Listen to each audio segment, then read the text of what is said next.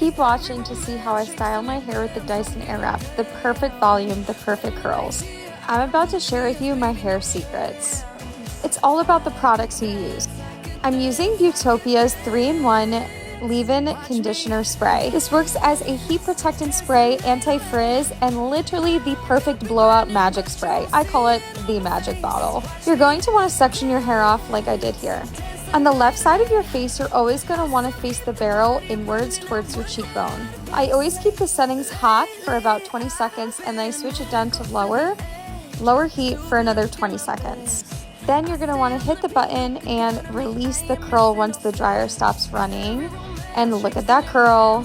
Oh my goodness, the perfect curls. Now to style the other side. You always want to make sure you turn the barrel facing away. So for the right side, I face it away from the cheekbone. After I finish each section, I then spray it with the Maximum Hold spray from Beautopia.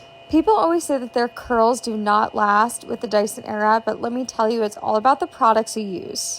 The Maximum Hold finishing spray is really going to just keep those curls in place, and when the curls fall out, they still look so pretty, and it's the perfect blowout look. I'm going to finish off my bangs now.